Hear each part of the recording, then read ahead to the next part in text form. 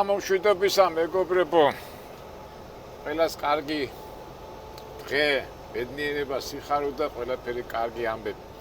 მე ხლე შუქი ჩავთე, იმიტომ რომ ღამე მივდივართ. და ისე გავაკეთოთ, რომ მინდოდა ალბათ ყველას აინტერესებს, როგორ დამთავრდა ის ჩვენი, რა ქვია, ბრუკლინიდან გაქცევის სტრატეგია. გაამართლა თუ არ გაამართლა. მაგაზე ვილაპარაკოთ და მე კიდევ სხვა რაღაცეებზე. ესე იგი, ის ხო ჩაწერილი მქონდა, უკვე მე რამდენჯერ მომდის და უკვე არ ვიცი, სულ მაგას ვიძახი, რომ ყურადღებით ვიქნები. ერთი ვიდეო ჩავწერე, რომელიც ფაქტურად როგორ ხო წამოვედით ჩვენ ბრუკლინიდან. და კონტინენტისკენ რო ავედით, მასაჩუსეტსში სულ იყო წვიმა. თავისთავად ის ქარიშხალი მოვიდა ნიუ-ჯერსში და ფლორიდიდან წამოსული ქარიშხალი ამოვიდა ნიუ-ჯერსში. დიდი პრობლემები არ შექმნა, მაგრამ დიდი, რა ქვია, წყალი და ქარიშხალი იყო. სანაპირო ზოლები დაკეტილი იყო, მთავრობამ ტრანსპორტს არ უშვებდა. რაღაც 5 თუ 6 საათი გაჩერებული ყავდათ და მე გაუშვეს. ფაქტიურად ჩვენმა სტრატეგიამ გაამართლა. ჩვენ რო წამოვედით იქიდან, ეხლა იქ რომ მოხვედრილი ყავე იმ საცობში და იმებში უკვე დღევანდელ დღეს ვერ დავამთავრებდი. წვიმიანი დღე იყო, მთელი დღე მოდიოდა წვიმა. და მეორე კარგი რაღაცას გავაკეთეთ ის სტრატეგიაში, ხო გავარტყით და გავამართლეთ და მეორე ჩვენ რო გვეშინოდა ჯორჯს ხო გამოუცვალეთ თვალი, შუშის ფანჯარა, მთელი დღე საერთოდ არ გამოდის, წყალი არ ჩამოდის. გახსოვთ მაშინ რო შეცვალე და მე კომენტარებში გვითხრეს, რომ წყალი ჩამოვაო და არაფერი ჩვენმა მექსიკელებმა კარგად გააკეთეს შუშა და ესეც კაი დადებითი ამბავია. მე იმ ვიდეოში რაც ამეშალა ამ ინფორმაციას რო გაწვით, მე გადავხედე ჩემი ვიდეო შეგვესო, გადავწყვიტე, რომ რამდენიმე კითხვაზე პასუხი გამეცა. და ფაქტობრივად რო წავშალე დაიკარგა ისა და მოდი ახლა ამ სიარულში მოდი ისევ იმ კითხვებზე პასუხს გაგცემთ, ესე იგი, რა კითხვები დაისვა და რა გავეცით ჩვენ პასუხი. ასეთი კითხვა მახსოვს, პირველი კითხვა, ბატონო აკაკი, ტაქსზე როდის დაждდებითო, ტაქსის ამბები მოგვიყვეთ. არ ვიცი, არ ამგონია ამ ჩამოსვლაზე მე ტაქსზე ვერ დავждდები, თუმცა ხო იცით როგორ არის, ნურაზდროს ნუიტყვი, ნურაზდროს, მაგრამ გეგმაში ნამდვილად არ აგვაქვს. ეხლა როგორც კი დავამთავრებთ ამ ციკლს ამერიკის ყოფნის, არ ამგონია ეხლა ტაქსზე დავждდე. ნახოთ რა იქნება. ისე ტაქსზე მართლა საინტერესოა მაინც ნიუ-იორკში და XR-ში, მაგრამ ვერ შეკვიდებით, არ ვიცი, არ ამგონია რომ ტაქსზე დავждდეთ ამ ჩამოსვლაზე. ამის და მაგვარი კითხვა იყო,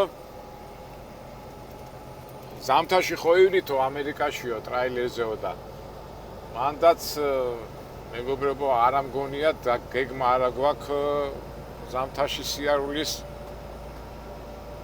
შეიძლება ზამთრამდე, არ ვიცი, ეხლა მე თბილისში წამოვალ, ალბათ ორ კვირაში და მე ცოტა ხანი ჩამოვალ, არ ვიცი, ნახოთ, მაგრამ არ ამგონია რომ ზამთარში ვიმუშაო, იმიტომ რომ ფაქტობრივად ზამთარში დრო იკარგება, დადიხარ ამ თოვში კი საყურებლად და იმათ კი არის ცოტა ისეთი საინტერესო, მაგრამ შემოსავლის მხრივ დიდი ინტერესი არ არის რა.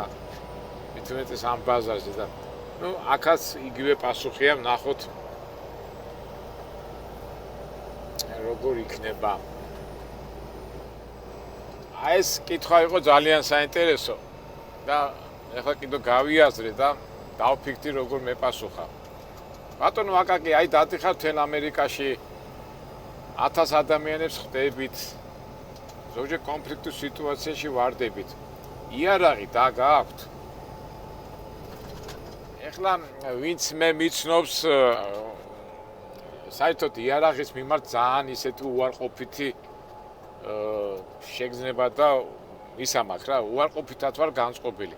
ეხლა მოგეხსენებათ მეგობრებო, სამ ომში მაქვს მონაწილეობა მიღებული. იარაღთანაც ძალიან ახლო ურთიერთობა ჰქონდა, ავტომატიდან დაწყებული სუბუქის შეიარაღება, ეგრეთ წოდებული გრანატომების თხრევა, ხუმბარების ტარება, ძალიან აწვალები და ვიცნობ რა, ასე თუ ისე ვიცნი ეს ის რა არის, მაგრამ უბრალოდ რა არ მომწონს, იცი, ეხლა ზოგჯერ ხა იარაღი რა თუნდაც როგორ იმართლებენ, რომ იარაღი იმიტომ უნდა ატარო, რომ შეიძლება ისეთ სიტუაციაში ჩავარდე, რომ ძალადობა უნდა გამოიყენო და საერთოდ ზოგადად როგორ არის, ხო, ომები და ეს როდის ხდება, როდესაც დიპლომატიით, მოლაპარაკებით და სიმშვიდე რო ვერ აგვარებს საქმეს, უკვე მერე გადადის ადამიანი ომზე ან კაცობრიობა და ასე მოვდივართ, ხო? და რა მოყვება ამ ძალადობას? სიკვდილი, გაუბედურება და იგივეა რა, ვთქვათ, კი დაიცავ შენ თავს იარაღით, მაგრამ ვიღაცა უნდა მოკლა, ვიღაცა უნდა გაანადგურო და რა ვიცი, ასეთი მიდგომა ჩემთვის არის ძალიან მიუღებელი და მე ყოველთვის ვამბობ, რომ ჩვენი იარაღი, ჩვენი მოქმედების შედეგზე გავიდეთ, არის ჩვენი გონება, აზროვნება, სიბრძნე. ენა, ეს არის ჩვენი იარაღი და რა ვიცი ახლა რკინისის გიკავია და რო იცი რა მოყვება ამას, აი გახედვაც არ მინდა ხოლმე რა. და აქედან გამომდინარე, ამ ცნობიერებიდან გამომდინარე, რა თქმა უნდა, იარაღი არ დამაქვს. აი, უბრალოდ რო გაიაზრებ რა, თქვა გიკავია იარაღი ხელში და იტყვია რომ გამოვარდება იქიდან, სად მიდის და რა მოყვება იმ ტყვის მოქმედებას, რომ ადამიანი იღუპება და იმ ადამიანს ყავს მეუღლე, შვილები, არ ვიცი, აი ძალიან მიუღებელია ჩემთვის რა. ხო, იცით რა არის ამ ჩვენ კითხვა-პასუხებში? ვცდილობთ ხოლმე, რომ ერთი და იგივე კითხვას, უკვე ერთ კითხვას რომ პასუხს გავცემ და მე შემდეგში რომ ხდება, მე აღარ პასუხობ იმ კითხვას, იმიტომ რომ არ განმეორებითი ის არ მოხდეს რა. და მე მიმაჩნია რომ არ არის სწორი, იმიტომ რომ ერთი და იგივე კითხვაზე რამდენჯერ უნდა უპასუხო, გამოდის რომ რაღაც თუთიყუშივით იმეორებ. და აი ეს კითხვა რა, რატო დავიწყე ასეთი ლაპარაკი? რამდენი გამოდის ხელფასი ბატონო აკაკი ასეთი კითხვაა და რამდენი ეს ხელფასის კითხვა ძალიან პოპულარული კითხვაა რა. და მე არ გავცემ ამას კითხვაზე პასუხს, იმიტომ რომ მე რამდენიმე ვიდეო დავუთმე ამას, რამდენი რა შემოსავალი ამერიკაში როგორ კეთდება ფული, რა კეთდება. საერთოდ მე ყოველთვის იმის მომხრე ვარ, რომ საერთოდ როგორ არის ასე ნათქვამი, რომ შენ ადამიანს ის კი არ უნდა უთხრა, არა, ის კი არ უნდა თევზი კი არ უნდა მისი, არამედ უნდა მისი ანკესი, რომ დაიჭიროს ის თევზი. და ასეთი რაღაც ამის მსგავსია რა, რამდენია ხელფასი, მასე ვერ იტყვი, მე ამაზე ძალიან ხშირად მილაპარაკე და რამდენიმე ვიდეო მაქვს გადაღებული ამ თემაზე. აქედან გამომდინარე, ამ კითხვაზე პასუხს არ გავცემ და ზოგადად ახლა რატო წამოვისყე ამ საუბარი, წეღანაც რო თქვი, რომ ერთი და იგივე კითხვაზე ნახდათ არ უპასუხებ, იმიტომ რომ უაზრობა, იმიტომ რომ რამდენჯერმე არ მინდა რომ განმეორებით მოხდეს და რაღაც უინტერესო იყოს. აქედან გამომდინარე, ჩემო მეგობრებო, მაინც შეეცადეთ ისეთი, არა, შემომგა ეხლა თავისთავად ეხლა ეს თქვენი ნება, რა თქმა უნდა, მაგრამ მე პირდაპირ ვამბობ, რომ მე ერთი და იგივე კითხვაზე რამდენიმე იგივე პასუხებს არ გავს. ერთხელ რო გავეცი, всё, მე შემდეგ. ამიტომ ახალი კითხვები საინტერესო, რომ ჩვენთვის იყოს ჩვენი არხი უფრო საინტერესო. ხო, ეს ძალიან საკმაოდ საინტერესო კითხვა. არ ვიცი რას დავაბრო, პროვოკაციული კითხვაა თუ აქვია პოლიტიკური. აი ახლა მოგახსენეთ. ბატონო აკაკი, როგორ ფიქრობთ, ამერიკელი ჯარისკაცი უფრო ძლიერია თუ რუსი ჯარისკაცი? და ვის აქვს შანსი მოიგოს ომი? რა გითხრათ ახლა მეგობრებო, ესეთი ცოტა ისე პროვოკაციული კითხვასავით არის. არ ამგონი ეს პროვოკაციული იყოს, გულით ნათქვამია, მაგრამ რაღაცა ეჭვები მაინც არის რა. იმიტომ რომ აი ესეთი გიჟი მეტდასავლეთები რო ყავს, რა თქმა უნდა თქვა რომ ამერიკალა იგებს და ამერიკայի ჯარისკაცია ყველაფერი და რუსი არის ცუდი. მე რო ვიტყვი რომ რუსია კარგი და ამერიკელე, მაშინ უკვე დამაბრალებენ რუსოფილს და პუტინის და ასე შემდეგ, მაგრამ აქ არის ძალიან მარტივი რა. მოდი ყველაფერს დავარქვათ თავის სახელი. და გადავხედოთ ისტორიას. თუნდაც რომის იმპერია რატო დაეცა, ხო ველურებს ეძახდნენ, ხო ბარბაროსებს, რომლებმაც გაანადგურეს ამხელა უძლიერესი რომის იმპერია. და აქ არის ძალიან მარტივი რა. ომში იგებს ის, რომელიც უფრო გაჭირებაში და ის ჯარისკაცი და ის მოსახლეობა იგებს, რომელიც გაჭირებაში და ასე ვთქვათ გაღლეტილია. გაღლეტილია ხა სადაც ცუდად ვამბობ.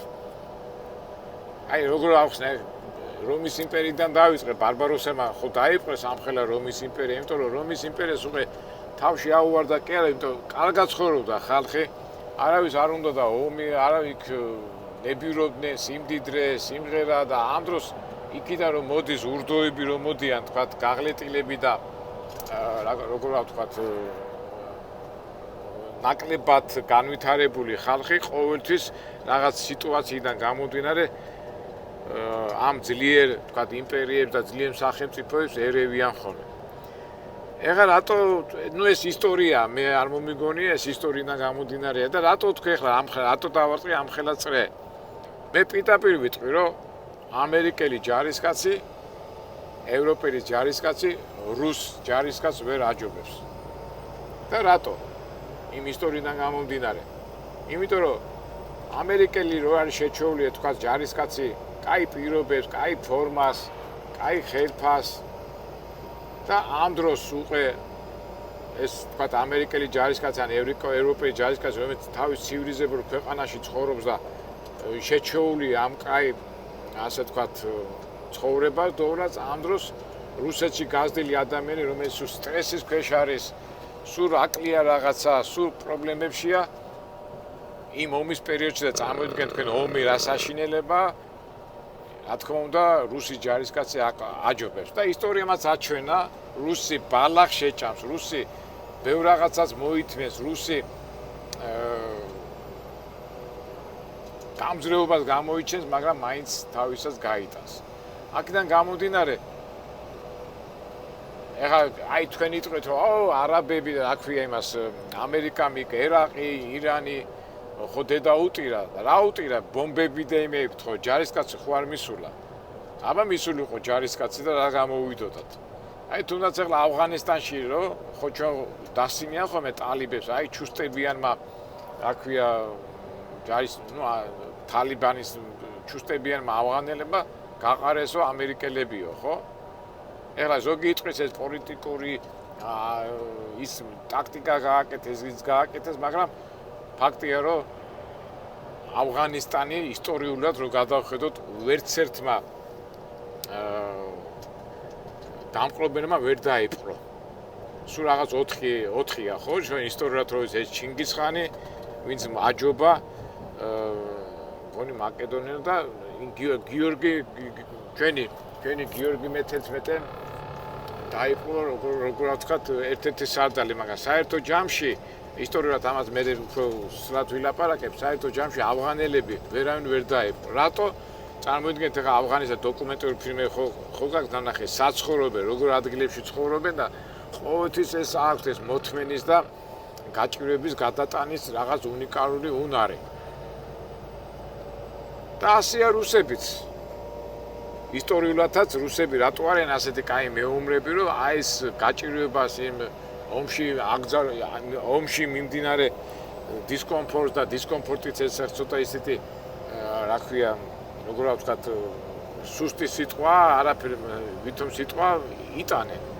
აქედან გამომდინარე მე არავის არ ვეჭი ამერიკელი და იმიტომ კი არა, მაგრამ მოდი რეალობა დავარქოთ ყველაფერს თავის სახელიდან.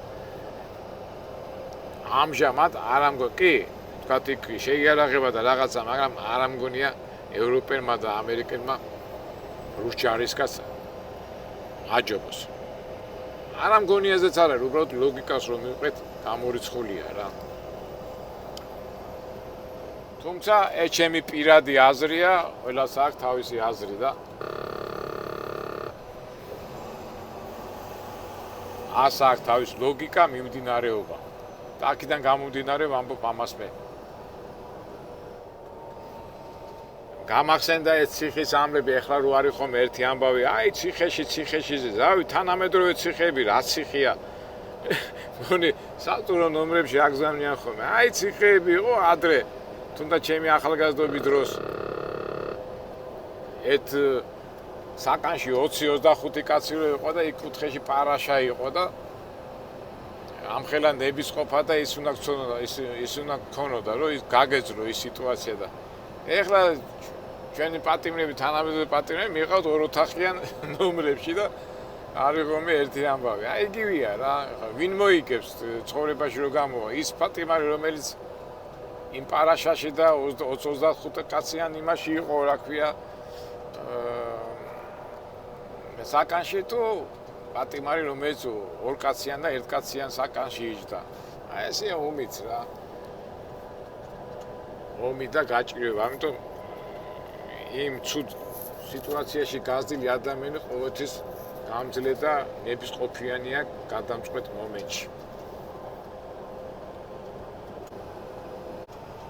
აი ესეთი კითხვა გვეშველება ბატონო აკაკი საქართველოს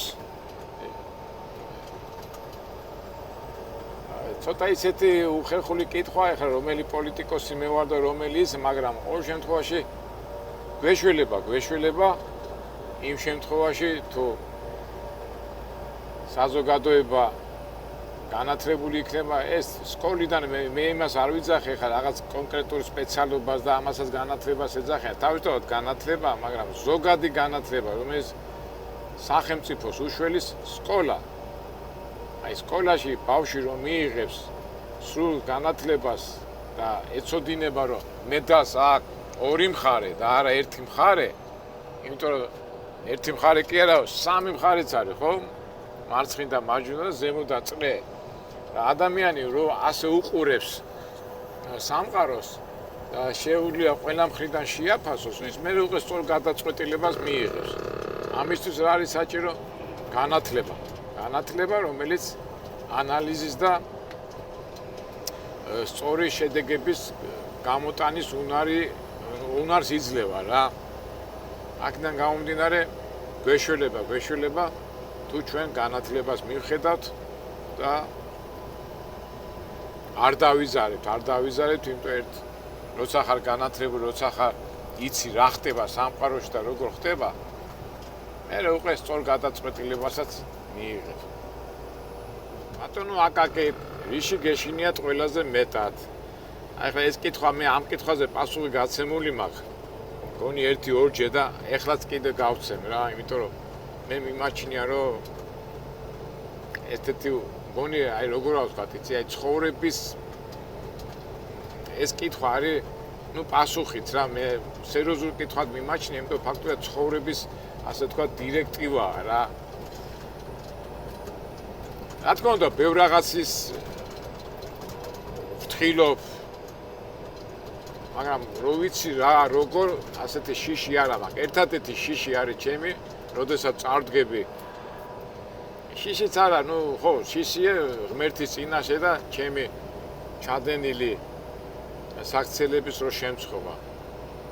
ამიტომ ჩემი თავარი არსი და ყოველთვის არა მარტო ჩემი, არამედ ყველა ჩვენის ღმერთის მოყვარულების და ვინც ვიცით რა არის უფალი და რა არის ჭეშმარიტი გზა, ყოველთვის უნდა შევეცადოთ, რომ შეცდომები არ დაუშვათ, რომ ჩვენი შეცდომები არ შეგწყვეს. ეხლა შეცდომები კი კეთდება თავისთავად ხანისია, ხა რაღაც გაუთვალისწინებელი რაღაცებს გაუთვალისწინებელიდან გამომდინარე, მაგრამ როდესაც იცი, რომ ნებით აკეთებ ამას, იმიტომ რომ არაუშავს, აი მაგი უკვე გამოუსწორებელი შეცდომა, იმიტომ შენ იცი, რომ ცუდია, ცოდვაა, ცოდვიდან გამომდინარე შენ მაინც აკეთებ, იმიტომ რომ არაუშავს. ეს ამაზე სასიცხვილო და ამაზე ცუდი საქციელი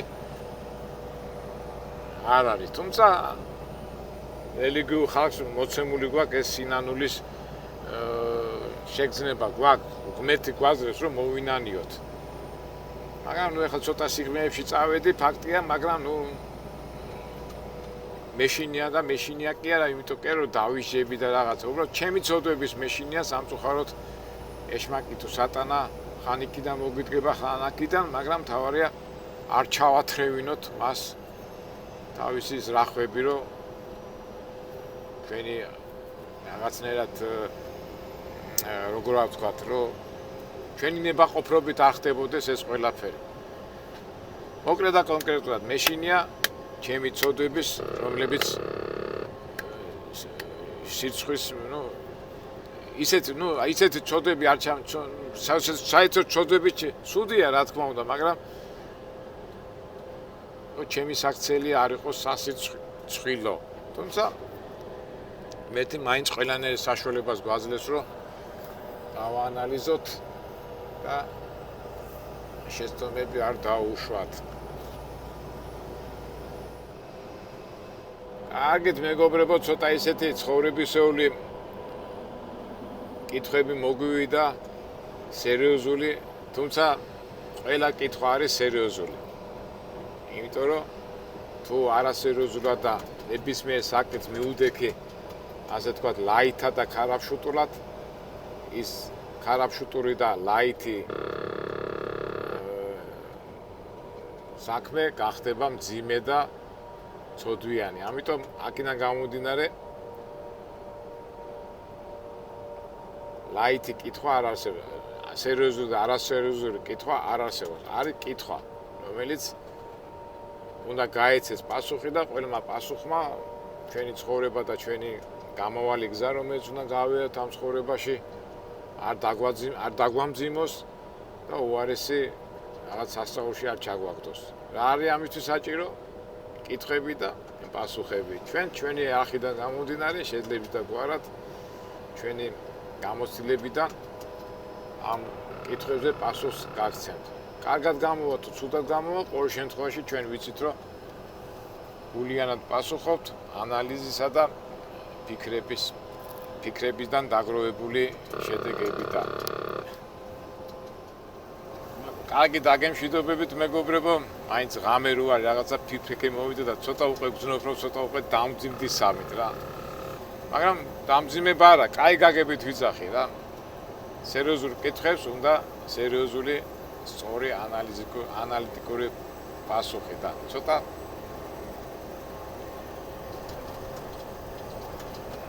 ისე ვერ გავეცი პასუხი. მაგრამ არ დაუშავს, გავცემთ, ჩვენ ყოველთვის მზათა ვართ.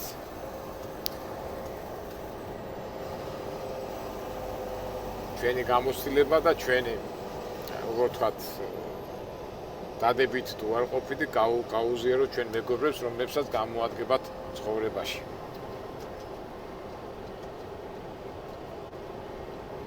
კარგი, დაგემშვიდობებით მეგობრებო, მომავალ საინტერესო ვიდეოებამ.